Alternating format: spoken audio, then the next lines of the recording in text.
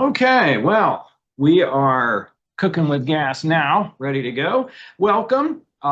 It has been a busy, busy year, and I hope that you are all looking to take some things away here because there have been a lot of attacks over DEI, and I'm hearing a lot of misinformation. Okay, now, as always, I'm going to look both back over here and to this screen so that I can sort of monitor the chat a little bit. It's kind of tough to make sure that I'm looking at both screens here, but also just speak up because we got some highly emotional things to talk about here today. And it's one thing that you really should make sure that you get. These things are out of our control. And it's funny, last time I did a session on DEI, I basically just got attacked over whether this is right or wrong. Well, no one asked me. Okay, nobody cares what I think. Okay, unless it says Justice, Justice Scott or something in front of your name, nobody cares. All right, so we're going to look a lot at what it is you should be doing. And there is a legal way to do what you want to do, and I'm going to show you how to do that. But you got to know where the law is, which would put you ahead of most every SHRM chapter I've ever run into. I'll show you some examples of what you're being taught, and it's just illegal. And that helped to get me canceled when I complained about it. So we're off to the races here. Now, here is your HRCI code for the day. There you go. Let's get it written down there so you got it. It's 709491. And once again, 709491. So those of you who are after HRCI credits, I'm not offering SHRM credits these days because, of course, SHRM canceled me. Heaven forbid that a white guy would speak up about being discriminated against. Well, stay tuned, folks. And again, I am a big advocate of diversity programs, of creating safe environments. I will never show you something that is illegal to do. Okay, and that is a rarity in this field, and you'll see that here in a minute. And I'm not going to stereotype anyone. So that's me. Those are my books. Those are my babies. And I will tell you, it is absolutely heartbreaking when I autograph a book like my Tolerance and Diversity for White Guys book, and somebody tears it up in little pieces and mails it back to me. That is highly, highly upsetting, and I think just a really nasty type of person out there. So what have I done? Well, I am working on putting that book, Tolerance and Diversity for White Guys, and other human beings, like as if we were all humans, just pretend, on audio. So that hopefully will come out here in the next couple weeks, I'm hoping. So doing what I can. Killing me, but doing what I can. Now, I've gotten a lot of calls from different folks about the videos that I've gotten put out there, that I produced. Okay, there's a set of videos for your harassment training for EEOC compliance, and that's EEOC compliance for what the EEOC is saying in 2016. And stay tuned. I'm going to show you how to use the EEOC's guidelines to comply with President Trump's executive order. And I'll tell you, I had the greatest thing in the world. Last week, a dear friend of mine called me from Minneapolis, said, oh, we want to do our diversity program, we want to do this, but we get government contracts. I said, fine, let's go put something together, and we're going to create a safe environment. And so that's what the Intolerance of Intolerance is. It's 24 different classes, everything that you need to facilitate your programs. And so I've got a special here for you. Anybody who watches this video or watches or attends, half off. Yeah, half off. All caps, half off. You get half off on any of my products. And yes, that includes the Intolerance of Intolerance and the bullying and harassment. So if you have any questions, give me a call. And things are happening so fast. In a couple of weeks, June 20th, we're going to do a full day of what the heck happened this century, Ohio employment law update. Like, what about your Contracts, how do those work? Okay. What if you are operating in different states? Whose law applies? How should you handle these things? And we've got a lot of decisions to look at. And then the first time ever, I've never, ever in my life ever done a mid-year legal update. Never, except for this year. And I've been doing legal updates since 1994. So yeah, there's a lot of things happening, and we're going to look at the Ames case today, and everything is on fire. So, oh yeah, kind of looking at a lot of stuff. Now, freeze right there. This is what, and some of you have seen this before, this is what your safe culture program should look like. It's your safety program. It should have your harassment and bullying in there. Well, why is that? Because that's going to give you all of the legal gusto that you need. All right. Well, you're just doing another diversity. Yeah, I love this, Phoenix. Thanks for coming, Phoenix. I can always count on you. In fairness, the first half of this year has felt like a decade. I have literally aged 5 years in the last 2 years. And so, yeah, you're right. Workplace violence. Well, guess what? That comes from OSHA. And I want you to pay attention to what it's amazing who people make decisions on executive orders, laws, and cases, and they haven't read them. Okay. I don't want to get real technical here, but I think if you're going to voice an opinion on executive orders or a case, you should read it. Because I found some things in the executive orders that are going to give you everything that you want. And of course, health and wellness. All right. Now, there you go. Those are the EEOC guidelines. And I want you to be thinking as to what you would have in your diversity program or inclusion and on and on and on. Okay. Define bullying. That's right from the EEOC. I am not violating President Trump's orders. I am not violating DEI guidelines. I'm doing my EEOC training. Why would you not combine them? Social media. A lot of cases on social media. Tolerance. Oh, get me right now, man. Tolerance is now a legal term from the United States Supreme Court, which means I'm not going to bully you. Conflict resolution and bystander intervention. What else can you put in there? Competitive victimization. All right. You can put in there who's in power. All of those things are safe cultures. All right. Now let's get off to the races here. This has caused so much heartburn, but I want you to look at what President Trump has actually done. In his first week in office, President Trump signed 4 executive orders directly addressing diversity issues and DEI programs. We're going to look at 2 of them right now. Okay, the first one, Executive Order 14151. Okay, what the heck is that? January 20th, it's the Radical and Wasteful Government DEI Programs and Preferencing Executive Order. Okay, what does that mean? All right, the executive order eliminates, and these are the weasel words. These are the words that you get out of your programming. You get out of your programming. Anything that's basically says, diversity, equity, inclusion. Okay. Now, there could be some leeway there when you're looking at diversity of ideas, but when you're looking at diversity for minorities, I don't want to be using that term. I want to be creating safe environments. Okay. The EEOC refers to it as a civil work environment, potato. Okay. You got a chief diversity officer? No. Chief safety officer? No. Equity action plans, environmental justice offices, equity? No, get rid of that one.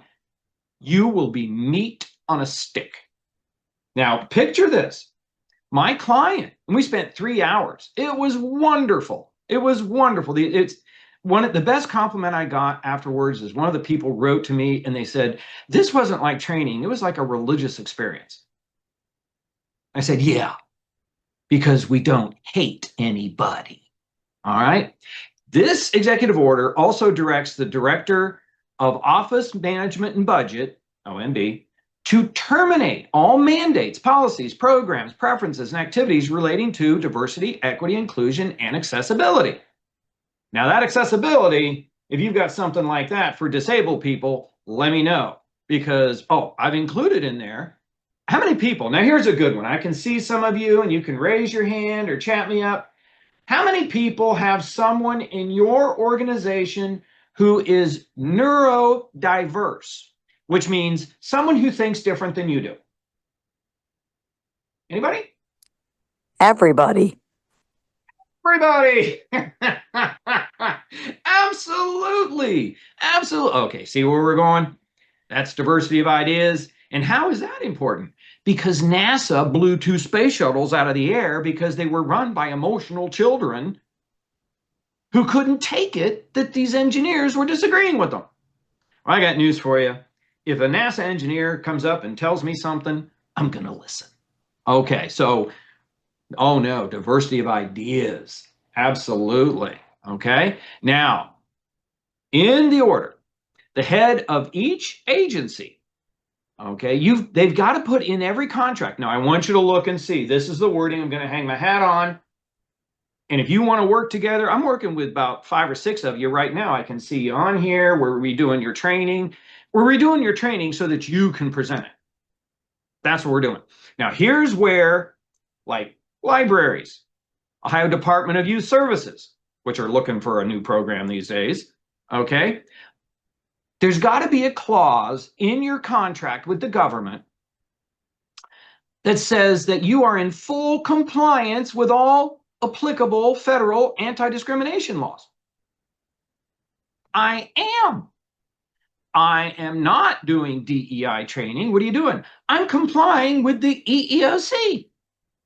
You see why someone as nerdy and anal retentive like me, only someone like me that's got nothing better to do in life than to sit around and look and read these EEO or these executive orders.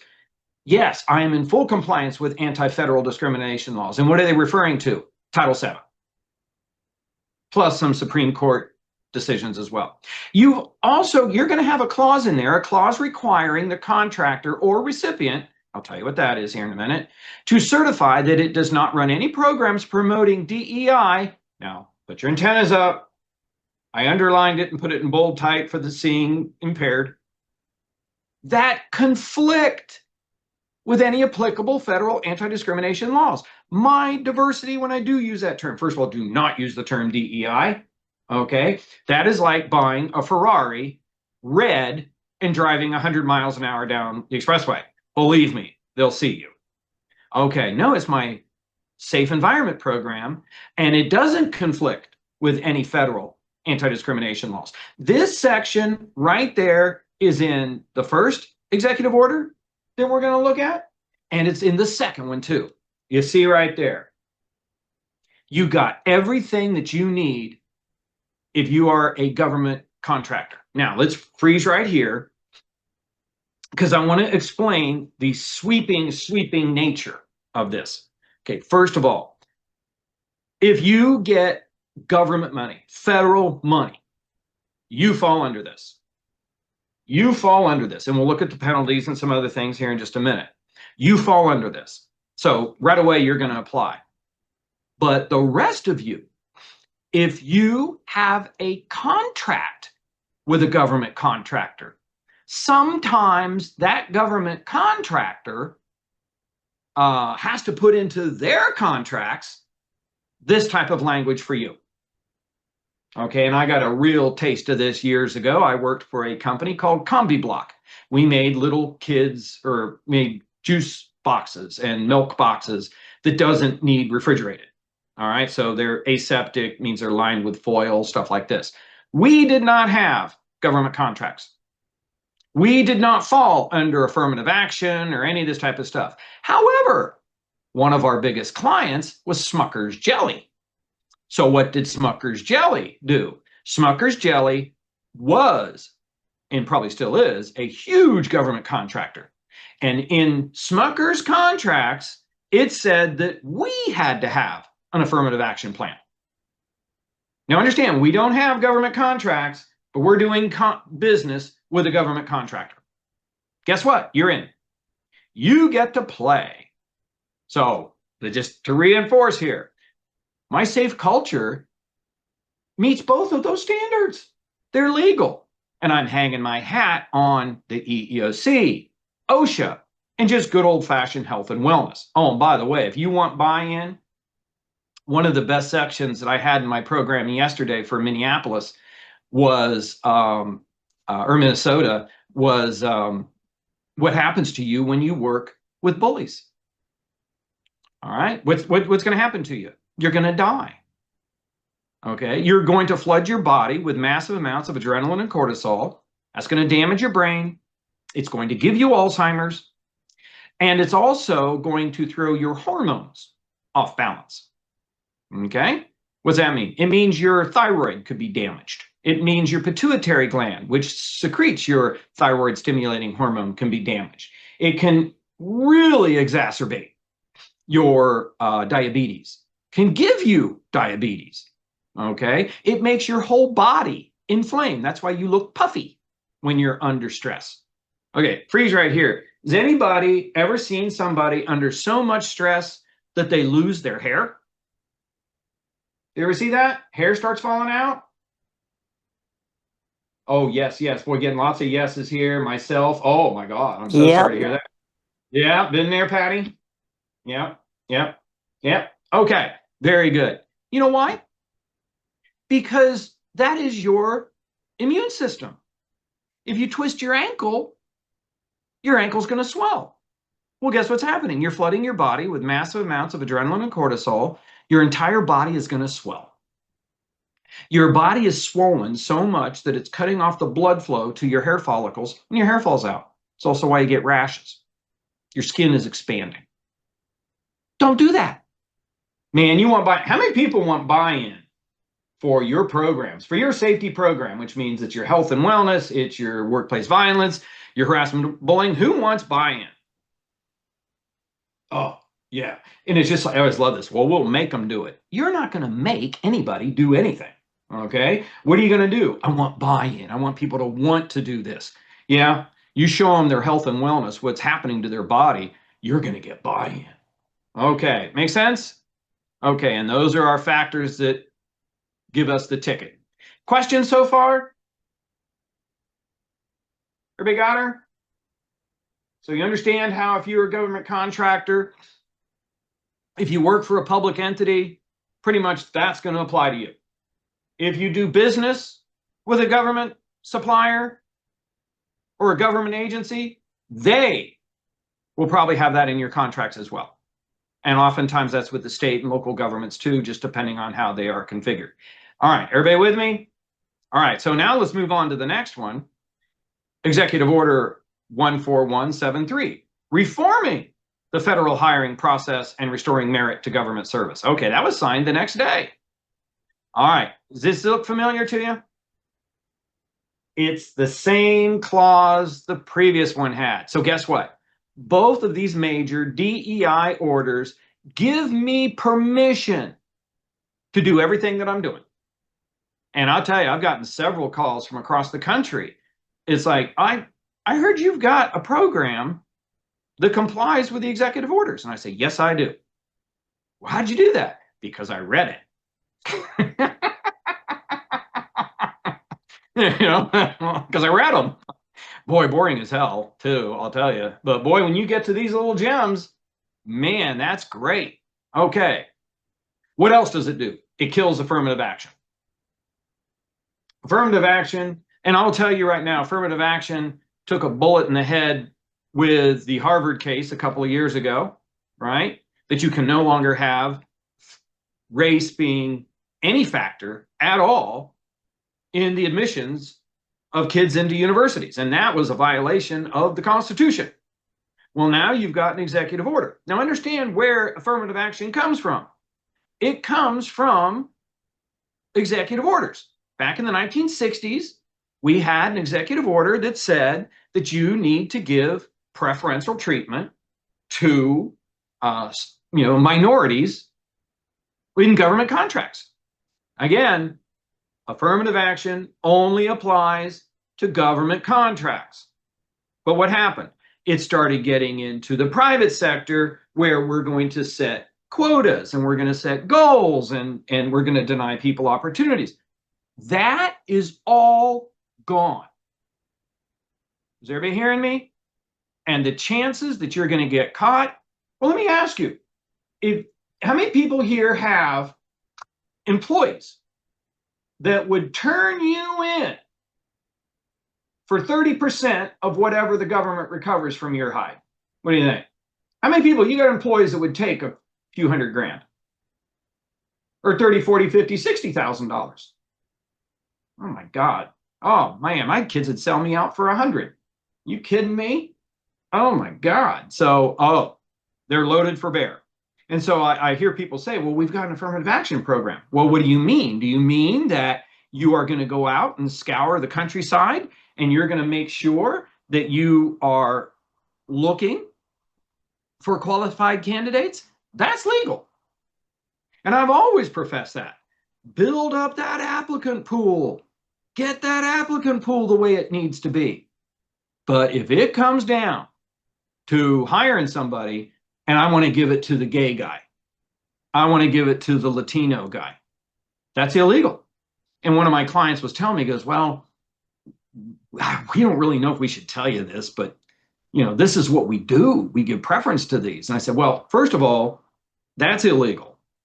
And second, the only person who you could tell me or tell about this is me, because I'm your lawyer. Said, here's your problem. Do you have texts going back to each other or anywhere in the company saying this is what you're doing? Do you have emails? Do you have people who will perjure themselves? Okay, freeze right there. How many people, you're like me? I don't want to go to prison. Anybody else? You want to steer clear of prison? I do. I've got delicate features. I won't fare well. Okay? So I'm a towering 5'6". Okay. So guess what, pal? Affirmative action's dead. But if you're still going out to make sure that you are finding good candidates, great. Okay. Now, the Director of Office Management and Budget, okay, they are going to work with the Attorney General's office, and look here. They are going to remove any references to DEI and DEIA principles, regardless how they're labeled. That should tell you right now. I mean, it's sort of like admitting in the 1950s that you're a communist. Okay. Now, understand, not everybody who was a communist was a bad person. Okay. But boy, oh boy, how many people you would put it on your resume that you used to be a communist? Anybody? You'll never work again. That's what DEI is today. And all the mandates for anything at all relating to diversity, equity, everything, they're gone. They're gone. So guess what? That's going to happen is happening right now throughout the entire government. And that's what's going to happen in your organization if you have government contracts. I still see comments that veterans are encouraged to apply. What do you recommend? Yeah, that's fine. That's fine, because you're talking about a protected class. But if you're going to give preference to a veteran, as of right now, I have not seen one single regulation. There is not one opinion letter. It's not mentioned anywhere in the EEOs or in the EOs, the executive orders, and there's not one case that is out there. So your risk is minimal. Okay, and understand the law for veterans is that you don't penalize them. And I'll tell you right now, if I had, until we get a case on it, I'm going to say knock yourself out. I got a real soft spot for the veterans, and I can tell you right now, giving preference to a veteran, and I mean across the board, you need to look to see, is this veteran white? Are they black? Are they whatever? You want to be able to show that, no, this was due to their veteran status. Hey, give me a jury any day, okay, where I can prove that I gave a little bit of a preference to this person because their veteran status. I would roll the dice on that one. But stay tuned. Hey, maybe that'll be in July's mid-year update, right? Maybe something will happen. Okay. Okay. Now let me tell you where the teeth are. In these contracts, there's a section in there that's going to say that not having these DEI programs or anything related to them is a big part. It's a mandatory, major part of this contract.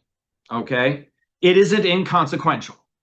So if you violate that, the civil penalties from the government under the False Claims Act, because you're saying that you signed that contract, it says that you don't have any DEI programs that violate the law. Okay, I wouldn't use the term DEI period, but you don't have any safety programs or diversity programs that violate the law, and you don't. I got programs that support the law from OSHA, EEOC. But if you violate that, the penalty from the government is 3 times whatever they paid you. Now you think about that. Okay, this is so much money. Okay, I mean, the government contracts that are given out every year are in the trillions. Okay, the Department of Justice says that it got close to $3 billion in settlements under this type of action in the fiscal year 2024. Now here's the kicker. A whistleblower can just sit back and do nothing and get 30% of that. There are mega teeth. These have big teeth. Don't mess with these executive orders. Okay? Now here's the kicker. Both of these executive orders are in play. They are active. They are being enforced as we speak. And it just is amazing to me. I'll hear someone say, oh no, a federal court has this on hold. No, that's been overturned. Okay, the circuit court says he's well within his authority to do this. And I'll go one more. We're going to look at the United States Supreme Court cases here. The United States Supreme Court is pretty much unanimously supporting him on this. You hearing me? The Ames decision, which we'll talk about in a minute, the United States Supreme Court is supporting this move. Okay, so questions, comments, concerns over the executive orders for government? Okay, because just in May, that the Civil Rights Fraud Initiative was formed. So it's in place. And what's that mean? It uses the False Claims Act to investigate as appropriate, pursue claims against any recipient of federal funds that knowingly violates federal or civil rights laws. There's a whole division set up to go after you. If you are a government contractor, grants, anything, there's a whole section there. And all an employee has to do is pick up the phone and call the Civil Rights Fraud Initiative, which isn't too hard to do. And I can tell you right now, from a political standpoint, they would love to stand up and show that there's some terrible employer out there violating the law. So, yeah, get ready, folks. The initiative will be led by the Department of Justice's Civil Rights Division. Each group will be tasked with identifying a team of attorneys to aggressively pursue this work. That's all they do. Everybody with me? Oh, yeah. Okay. Now, Donald Trump is now creating a civil rights initiative to target DEI programs in the private sector. So if you've been thinking you're dodging a bullet, all of this from the executive orders is now coming into the private sector, and we haven't even talked about Title VII yet. So I will tell you right now, whether you like Trump, whether you hate Trump, whether you don't care, this is the way it is. And not surprisingly, on January 20th, he reappointed Andrea Lucas, head of the EEOC.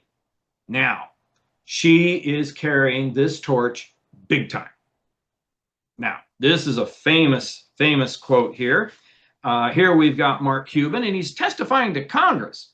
All right. Back in 2024, he said, I only ever hire the person that will put my business in the best position to succeed.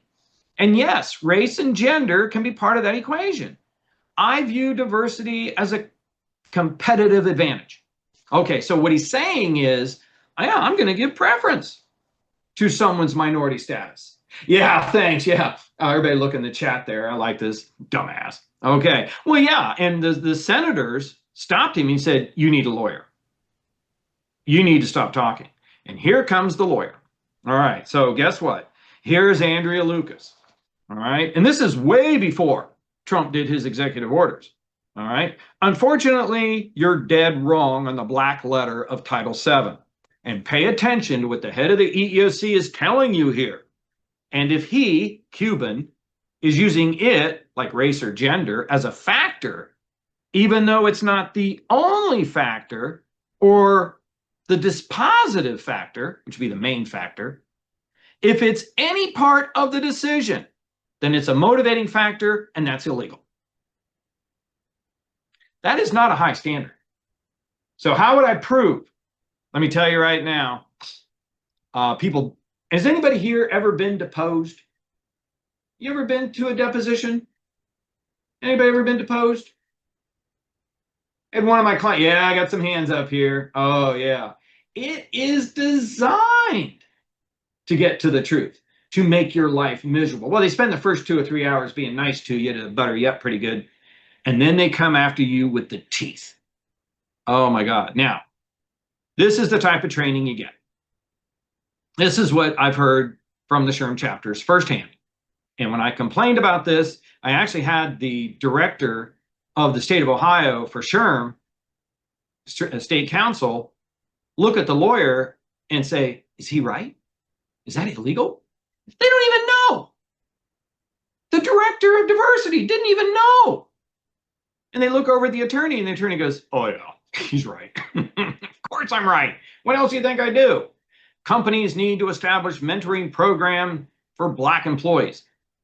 Okay, that's illegal. That is illegal. And the EEOC will come after you. Okay, you need to form mentorships to help Latino women. That is illegal. It's illegal. It's illegal. It's been illegal for years, but now the courts are turning their teeth to you. And so I will tell you, I've never been, and understand, I've been doing diversity, tolerance, whatever you want to call it, for over 20 years. Way more like 25 years. It is 25 years, actually. I've never been to a conference, never, where some speaker didn't get up and teach you to do something illegal. Yes, blatantly illegal. And that includes, well, SHRM. I've spoken at SHRM 7 times, their national conference, and heard one guy, it was amazing to me. I was sitting there and he said, you know, what you got to do is you've got to make sure that you are setting goals for your people. And I'm like, okay, what do you mean goals? And they said, well, you know, you got to set goals for your people to hire so many minorities. And if you don't hire so many minorities every year, then you cut that manager's pay. Okay, freeze right there. Does that bother anybody? Give you my other emoji here. Does it sort of give you any heartburn? Because that is blatantly illegal. That's a quota. What's a quota? A quota is where, oh yeah, you look at all the yeses coming in here. Oh yeah. A quota is where you have to hire 15% more of these people or 10% more of those people. That's been illegal since 2003. That's what the guy is talking about. And I will tell you, making a minority status a factor at all, race, religion, you know, Title VII stuff, that's illegal too. I went up to the director of the conference. I went up to her and I said, you know, I'm really enjoying the conference. I'm liking a lot of the stuff. And she smiles and says, thank you. I said, but you got some speakers out here. I said, I was sitting beside a couple of employees from a big employer in Ohio. I mean, a big manufacturer. And they were so disgusted when someone got up and said, you got to start hiring goals, set goals for hiring minorities, that they got up and left. You know, you really need to take a look at what your speakers are saying. Right away, the smile went away, and she turned and walked away from me like I was not even a person. What I was saying was blasphemy. And then a few years later, when I was talking to a SHRM vice president, said, look, these quotas are killing you. He goes, oh, no. Companies don't set quotas. They need to set goals. Oh my God. Okay, you see my concern? You see why I blew the whistle? You see why I'm dead? Okay. Now, this is a guy you got to watch out for. There are law firms all over the country who do nothing but specialize in DEI programs, and they're easy to find. Okay? All right. So I just told you about Gratz versus Bollinger. That was 2003. If you applied to the University of Michigan and on a 100-point scale, you automatically got 20 extra points. Okay, now think about this. If you're going to run a 20-yard or 100-yard dash, yeah, I love this, Patty. Putting lipstick on a pig, it's still a pig. Yeah, you're right. Okay, so if you're going to run a 100-yard dash and you give somebody a 20-yard head start just because of their skin color, you don't know anything else about them. For all you know, they went to private schools the whole time. That is a quota. And the United States Supreme Court said that's illegal and it has to stop right away. This is what I've heard speakers profess again and again and again. And I heard it as recent as last year. Okay, so I'm here to tell you what the law says, and I'm here to tell you, you will get burned. Someone will turn you in. Make sense? So quotas are dead.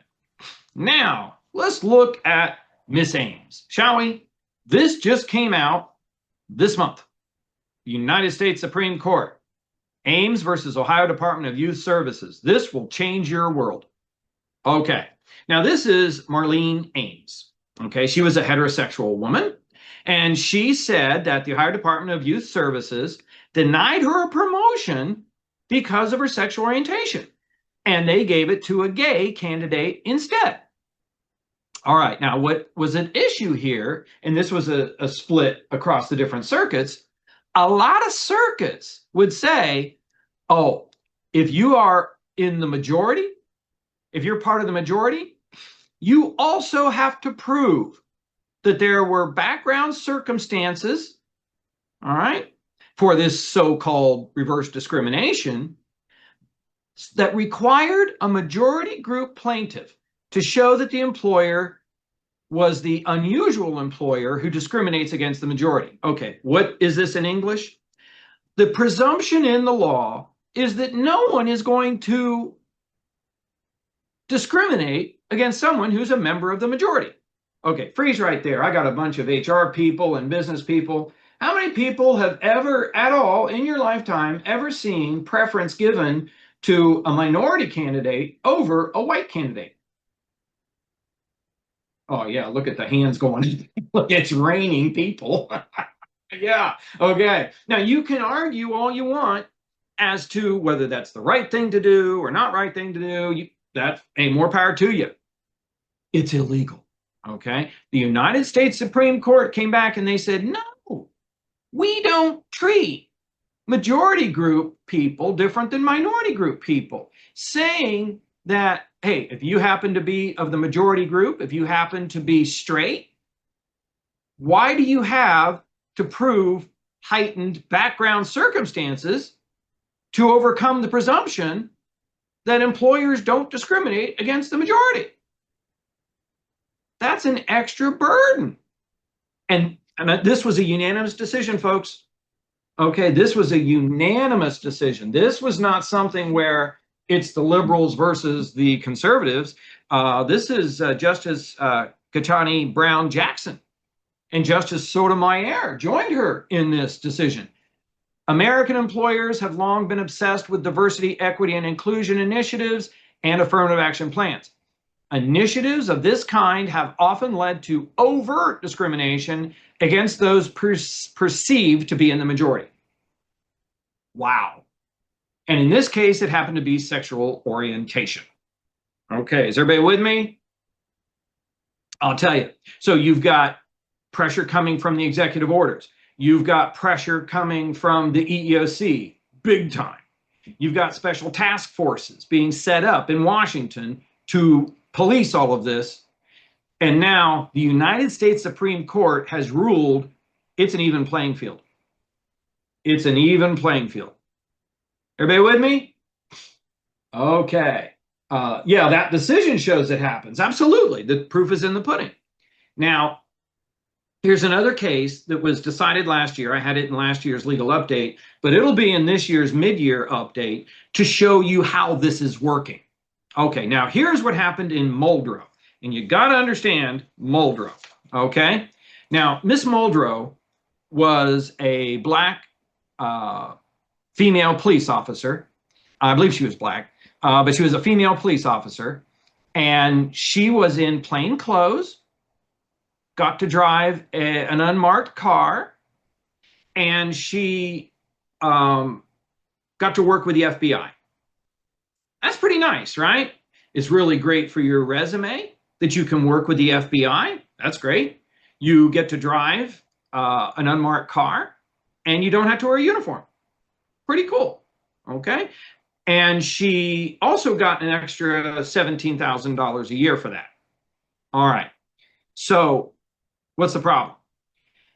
They got a new police chief, and the police chief didn't think that women should be in these types of roles, FBI and all that stuff. So she got transferred over to a patrolman's position. So she had to wear a uniform again. She didn't work with the FBI anymore, and she had to drive a squad car. The money stayed the same because she had overtime as a police officer. So she had the overtime coming in, okay?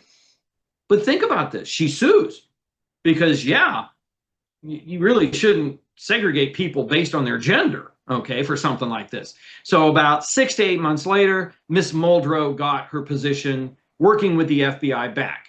Now, here is the extent of her harm. When she was transferred, she had to wear a uniform. She didn't get to work with the FBI anymore, and she had to drive a patrol car instead of a unmarked vehicle. That's it. So when she sued the city of St. Louis, the city of St. Louis came back, and this was the law at the time. The city of St. Louis came back and they said, there's no significant harm. There's no substantial harm. Yeah, they discriminated against her because of her gender, but you got to show some harm. There's no harm, or some substantial harm. You know, she had to wear regular clothes and or wear a uniform and everything. Where's the harm? In a unanimous decision, the United States Supreme Court came back and they said, no. Who ever thought that you had to show that someone's harm was substantial or significant? If you can show that any type of harm happened, if you can show that we just treated someone differently, you treated them differently, that's enough. Okay, freeze right there. Transferring someone to a position where they have to wear a uniform, that's treating somebody differently. There you go. Now think about this. How often in our organizations we do treat people differently because of their gender, their race, their religion? I mean, aside from an accommodation, I'll tell you, between this decision and the Ames decision, if you are still engaging in some of these DEI tactics that you're being taught by a lot of these organizations, you're lining up to be lunch. And I can tell you, you sure as heck do not want to be the joke of social media that you are discriminating against people illegally. All right, everybody with me? Any questions so far? Everybody getting it? Okay, now, here's what I want you to really think about. It is rare when I go to a conference and I don't hear someone stereotyping white people or stereotyping some other group of people, straight people, or something like this, you know, stereotyping the majority. If you can't stereotype and group all black people, all Latinos, all Jews together, you can't do it with anybody else. Now, Mr. Vavra, He doesn't like DEI at all, and he works for Honeywell. Okay, and this is a circuit court case, Seventh Circuit. And Mr. Vavra says, I'm not going to this DEI training because I've been to these DEI trainings, and all they do is tell you how evil you are.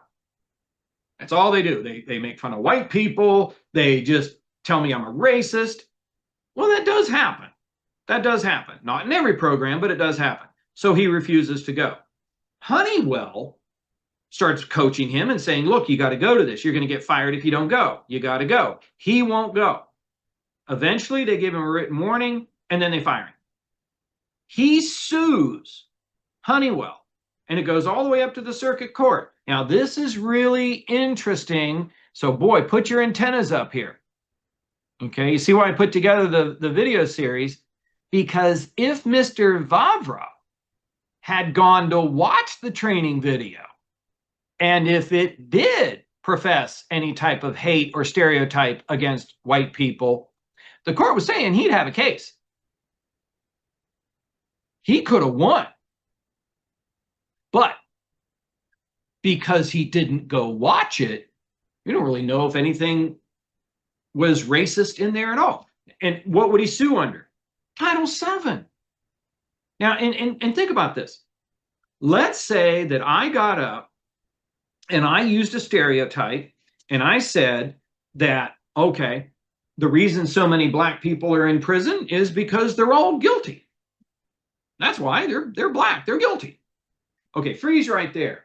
How many people, you are horribly offended by that? I hope I'm going to see a lot of hands and things here. So, you offended by that? Is that racist? Yes, absolutely. That is so racist. It is so upsetting. But you know what? That is exactly what I've heard said about white people. Exactly. Verbatim. And nobody in the leadership cares. It's okay. It's okay. So let me tell you right now, you better be watching. You put something that is stereotyping anybody, something that is going to be racist, your employees have a lawsuit against you under Title VII. Will they win or not? I don't know. But boy, the Seventh Circuit was very clear on this. Everybody with me? So the legal landscape in the last 10 months has really changed, and really changed as of the first part of this month with Ames. Now actually I was doing a client training for a client, and they just got caught up in this. Okay, personal liability. Okay, how many of you work in Ohio? Got some Ohioans here. Got mostly Ohioans, don't we? Got a lot of folks from other states. Yeah, got a lot of Ohioans here. Welcome to Ohio. Now, other states have laws like this, but I will tell you right now, you follow what the DEI folks, at least through my experience with the SHRM network, the SHRM chapters, you're going to have some problems with your programming. And you have personal liability. Now, in Ohio, we have something called the Employment Law Uniformity Act. Okay, this is something for you to be aware of. What's that mean? Well, under Ohio law, it amended our Section 4112, which is our anti-discrimination law. And it says, well, if you retaliate against somebody for complaining to you, I mean, coming to you and complaining about something, like a racist type of thing in your training, or passing them over for promotion, or giving an opportunity to somebody else, something, and I want you to be thinking of the Muldrow decision. Anything that I'm treating somebody different. Okay. If you retaliate against them for speaking up, you're in trouble. You violate LUA. Okay? And I put it in red just so you can't miss it. Anyone who aids, abets, incites, compels, coerces an act of unlawful discrimination or retaliation, or anyone who obstructs or prevents any person from complying with this section. Okay, what's that mean? If you do it, you can get sued personally. Personally. And I will tell you right now, you always name HR. Always. Okay? So here's one that I've got going on with the city of Delaware as we speak right now. Okay, I have an issue with the way they treated my client, who is a firefighter. And so, guess what? My client and I say that they have violated the disability portion of Section 4112 due to his PTSD. So the city of Delaware gets named, but I named every single one of these people as aiding and abetting. Every single one of them. Okay. Oh, and by the way, I love this when someone says, well, wait a minute, I work in the public sector, like I work for the city of Columbus or I work for the state of Ohio. No, our courts have pretty much put a hole in that. No, if you're a public sector employee, you fall under LUA. Okay. So guess what? All these people are going to experience the civil rights process. Now, freeze right there. Do you think that when they were doing whatever it is they were doing, do you think they knew that there was the possibility that they could lose their house? I don't think they did. I don't think they did, which is kind of treason because it's like, well, yeah, we'd sue the employer, but oh, don't sue me. Yeah, there you go. I'll tell you right now, you want to get people, you want to get buy-in, you talk about personal liability. And there's federal laws like FMLA, Fair Labor Standards Act. You got personal liability when it comes to that. So I will tell you right now, the world of employment law is exploding. So what do you have to do? And I'll send you these slides. I'll post these slides along with the video. You got to know what's legal and illegal. And it's been my experience, you sure as heck are not going to get that from your local SHRM chapters. I tell you, it just flabbergasts me. And I'm the villain when I point it out. Okay? You got to conduct a complete audit of all your programs and ensure that you're not using illegal tactics, that they've not gotten into your organization's tactics. Employers should review how the company describes their diversity efforts. I'll tell you, social media, your employee morale. You see, I think it's a huge mistake to turn around and just throw diversity out the window because we're all different. We're neurodiverse, which is the way we think. We have people who are neurodivergent, which are people like with autism. Okay, we need to have the EEO training, but you just need to reform it. Employers should develop a communication plan for discussing these issues and the company's stance with their employees, as well as with the public and customers. Employers should examine these changes in the law and these executive orders to see how they might be affected. And you probably will, particularly those contracts. Conduct a complete audit of all your contracts. Everybody with me? Okay, so again, what do I recommend? Create a safe culture program. We have too many programs. Come on, wouldn't it be a safe culture to have your diversity as part of your harassment and bullying and violence prevention? If you have harassment and bullying, you're going to have violence, and that's going to kill everybody because of the caustic work environment. All right, and again, those are going to save your neck. That is what the EEOC has for its training guidelines. So I'm not defying President Trump. I am complying with the EEOC. And I want you to see how this fits in. Broaden your thinking. Is it safe? Will I go home alive? I hope so. Is the environment safe from germs in the middle of a pandemic? Well, we're really good about understanding germs now after COVID, right? Is it safe to be different? Like black, female, gay, and so on. See, we're getting a little more into the diversity stuff. Is it safe to disagree with other people, and is it safe to disagree with my boss? Okay, now let me ask you, the application here. How many people that you would have a problem in your organization if someone transitioned over the weekend? Like, I'm Scott on Friday, but come Monday, I'm Sally. I have put on a wig, I'm wearing a dress. How many people think you've got someone in that organization, in your organization, that would make it unsafe for me? What do you think? Anybody? Oh, yeah. See, there you go. Aren't you preventing a Title VII claim? Oh, here's one of my favorites. Oh yeah, you can see issues. Oh my God, you'll be buried with them. And so what do? Are you making it safe? I'm not going to tell you what to believe. And I'll tell you, I always get religious zealots that are really upset with the transgenders because they're going to hell. And don't even get me started on the Satanists. Okay? Oh, such and such is a Satanist. I know. And I will defend your beliefs to the death. But I'm going to control your behaviors. And guess what? I'm going to save you from being sued personally. Okay? Do you agree? Now I want to see if this fits into your culture. You tell me. Racism and bigotry are wrong, no matter who's doing it. How many people are going to give me a hands up on that one? There you go. Okay, I'm with you. No one should be attacked, bullied, discriminated against, or stereotyped.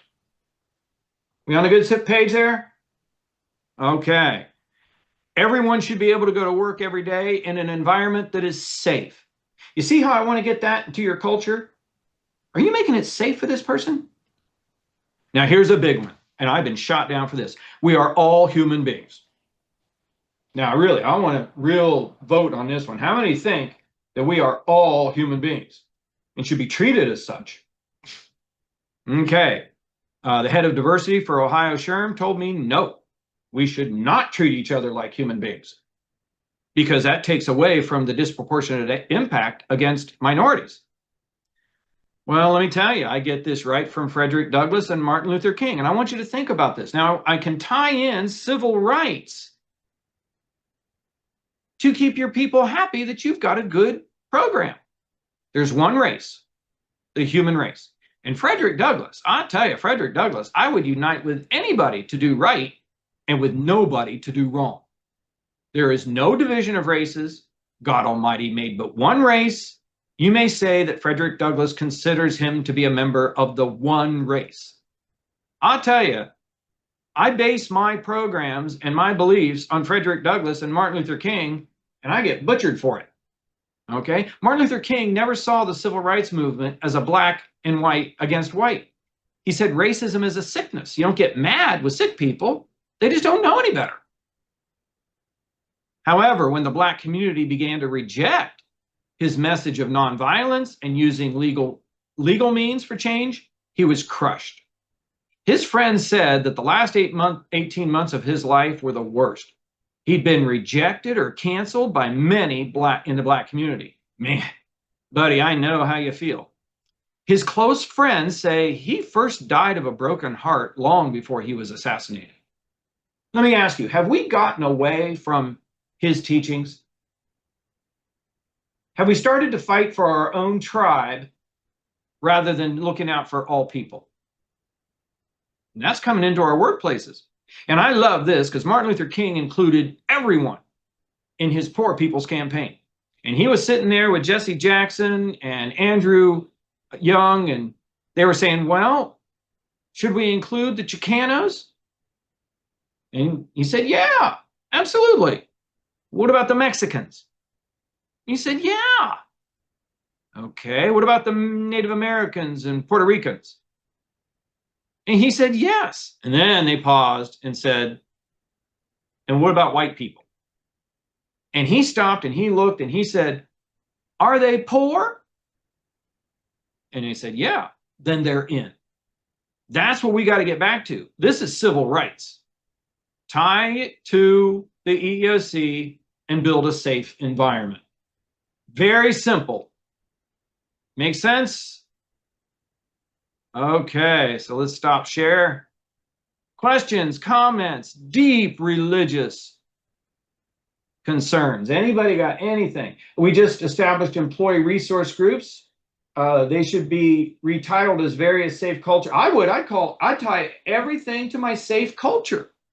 Is it safe? And understand from an HR perspective, this is how you're going to be coaching people. That's how you're going to coach them. Are you creating a safe environment? Are you making it safe for that person? And I'll tell you, if the answer to that is no, in your opinion, then we've got to deal with the behavior. You never tell someone to be accepting of somebody else. Think about this. If I have my Satanist working someplace and she's working with a bunch of Amish women, and the Amish women are bullying her because she's a Satanist.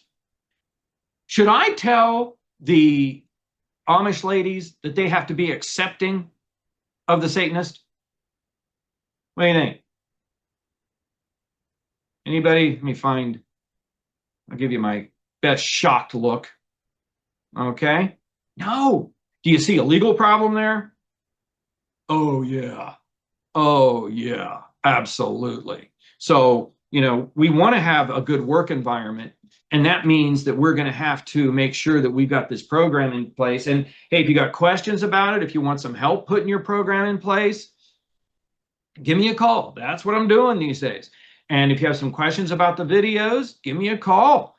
And I'll tell you right now, if you do want to get them, I've got that coupon out there for the people that come to these sessions and things like this, half off. Oh, what if someone brings you religious? What if someone brings you religious videos and tell you need to watch them? Well, there's a good one. Okay. It is complaining that I'm bringing someone my videos on Buddhism or on Judaism. You can talk about what you want, but I do not want you pushing on someone your religion. That's proselytizing. And that's across the board. That's a great, great question. So absolutely. The person didn't ask for it. Yet my grandson, who was being bullied, was told by the principal to go to class another way to avoid the bully. That's insane.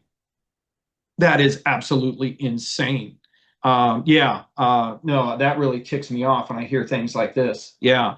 And I'll tell you, you're inheriting these kids that have a PhD in bullying. I mean, if you go through our school systems, I life flighted my kids out of Reynoldsburg schools, and not because of funding or anything, but the bullying. And we're not Catholic, but we sent him to the Catholic system and they loved it. Okay. Other questions, comments? Again, the password or the discount is half off, all caps. And I've got some emails here from you asking to talk about your program and going through and putting together a program you can present internally. That's great. Just give me a call, shoot me an email, and we will make sure you've got something that is legal, doesn't violate Title VII, and doesn't violate President Trump's executive orders. And you can still go back and keep your people happy, showing them that, yeah, we still have this type of program that you want. Make sense? All right. Hey, everybody, take care. Thanks for coming, and we'll be seeing you soon.